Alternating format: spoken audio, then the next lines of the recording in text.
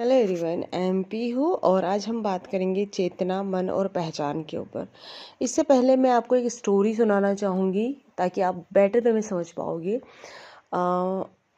अभी मैं रीड कर रही हूँ जो डिस्पेंजा की बुक, जिसमें ये स्टोरी मुझे बहुत अच्छी लगी और काफ़ी सारे लोगों के साथ ये होता है। इनिशियल हमारे साथ ये ज़रूर होता है जब भी हम मेडिटेशन की शुरुआत करते हैं, जब भी हम पॉजिटिविटी में आने की कोशिश करते हैं, तब ये चीज़ें होती हैं।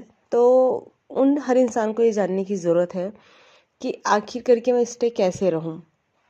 क्या होता है कि उनके पास एक इंसान आता है और जब वो मेडिटेशन के लिए या मैनिफेस्टेशन के बारे में जानना चाहता है, तो उस वक्त उस इंसान की आइडेंटिटी होती, पहचान होती है कि वो एक कॉलेज का बहुत जाना माना प्रोफेसर होता है। सारे स्टूडेंट से बहुत मान सम्मान देते हैं, बहुत प्यार करते हैं। एज ए टीचर जो वहाँ के हैं वो भी बहुत ही ज़्यादा उन्हें मानते हैं और बहुत अच्छी रेपुटेशन होती है उनकी।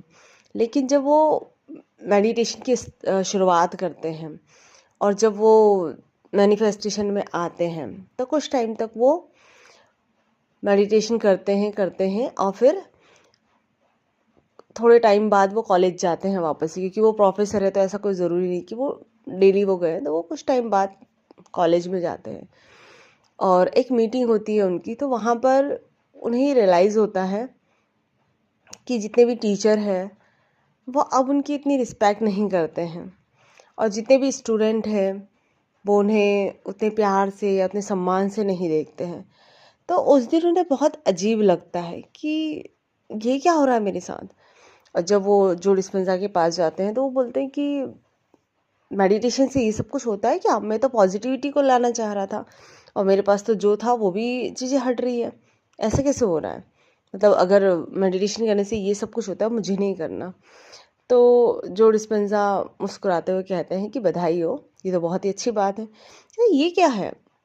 इसमें कौन सी अच्छी बात है? आप मुझे ये बताओ। तो वो उस वक्त उन्हें कुछ नहीं कहते हैं कि आप करते रहो बस। अब जब वो थोड़े टाइम तक और करते हैं तो क्या होता है कि उन्हें उस कॉलेज से हटा दिया जाता है, निकाल दिया जाता है। दूसरे प्रोफेसर वहाँ पर आ जाते हैं या वो रिटायर ऐसे कुछ हो जाते हैं, हटा ही दिया जाता है उन्हें। तो फिर जाते हैं और फिर कहते हैं कि यार, मेडिटेशन करने से ऐसी चीज़ें होती हैं क्या? भैया तो सब कुछ छीनता जा रहा है और ये कैसे हो रहा है? मैं पॉजिटिविटी में शिफ्ट हो रहा है, नेगेटिविटी में हो रहा है, मुझे कुछ समझ में नहीं आ रहा है। तो वो कहते हैं कि बधाई हो, आप एक नई आइडेंटिटी में शिफ्ट हो रहे हो। आप उस पहचान को, उस अटैचमेंट को, सब कुछ छोड़ रहे हो जिसे आपने आज तक लेके रखा था।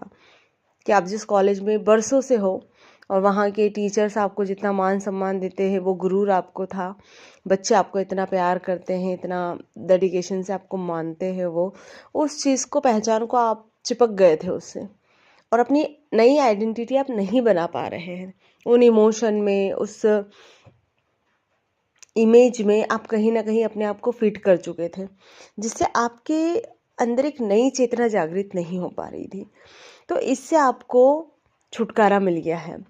अब आप जीवन में कुछ भी कर सकते हो, एक नई आइडेंटिटी शिफ्ट कर सकते हो, क्योंकि मेडिटेशन आपकी चेतना को जागृत करता है, आपको एक नया अवसर देता है और उससे बहुत ही बेटर देता है। तो जब वो लंबे टाइम तक मेडिटेशन करते हैं, सब कुछ करते हैं, तो एक नई आइडेंटिटी के साथ उभरते हैं। खुद से बेहद प्यार करना, खुद की लाइफ को जी भर के जीना और अबेंडेंस वगैरह तो सब कुछ उनकी लाइफ में और अच्छे से आती है और बढ़िया तरीके से वो काम करते हैं।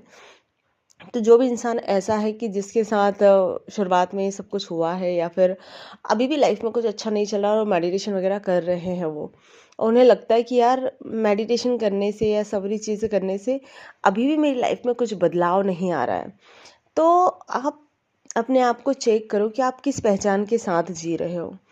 वही पुरानी सी चीज़ें कि मैं एक माँ हूँ, एक बेटी हूँ, एक पत्नी हूँ, और उसी चीज़ के साथ चिपके हुए हो और अपनी चेतना को जागृत नहीं होने दे रहे हो, अपने मन में उलझे हुए हो, आप उसे ऊपर तक नहीं पहुँचने दे रहे हो।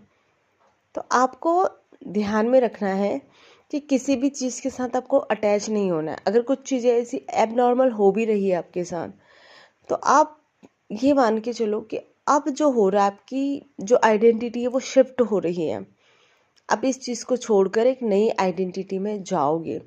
क्योंकि क्या होता है कि हम जैसे मानो आपको जॉब चाहिए और अभी आपकी आइडेंटिटी है कि आप एक स्टूडेंट हो, आपके पास कुछ भी नहीं है, आपके पास पैसे का कोई सोर्स नहीं है। अब आपको उस नई आइडेंटिटी में शिफ्ट होने के लिए ये वाली आइडेंटिटी को छोड़ना पड़ेगा। आपको उस आइडेंटिटी में शिफ्ट होना पड़ेगा, आपको वो वाला एटीट्यूड लेके आना पड़ेगा, उस तरीके की चेतना को जागृत करना पड़ेगा। तब जाके आप उस चीज़ में आ पाओगे। एक नए एनवायरनमेंट को अपने अंदर क्रिएट करो कि मैं किसी चीज़ के लिए कैसा फील कर सकती हूँ, किस तरीके से सोच सकती हूँ इस चीज़ के बारे में, और मेरे अंदर इस चीज़ को लेकर कैसी चीज़ें चल रही हैं। क्या मैं ज़्यादा से ज़्यादा थॉट अपनी पुरानी चीज़ों पर दे रही हूँ, या कुछ ऐसा सोच रही हूँ जिससे मेरी लाइफ में पुराने ही थॉट आ रहे हैं, पुरानी ही चीज़ें आती चली जा रही है। क्योंकि जब तक आप उस आइडेंटिटी के साथ जियोगे, उस पहचान के साथ जियोगे, आप नई चेतना में नहीं जा पाओगे। तो आपको उसको वहीं पर छोड़ना है। व्हाटएवर आप अभी जो भी हो, आप जो भी कर रहे हो, सबको वहीं पर छोड़ो और अपनी नई आइडेंटिटी को जीना स्टार्ट करो। एक नई पहचान बनाओ और अपनी चेतना को जागृत करो। वही मेडिटेशन के थ्रू, विजुअलाइजेशन के थ्रू, और सबसे ज़्यादा जो है वो अंदर का जो इमोशन है उसको बदलने के लिए टैपिंग बहुत आवश्यक है। उसे आप कर सकते हो, ब्राह्मी प्राणायाम कर सकते हो आप।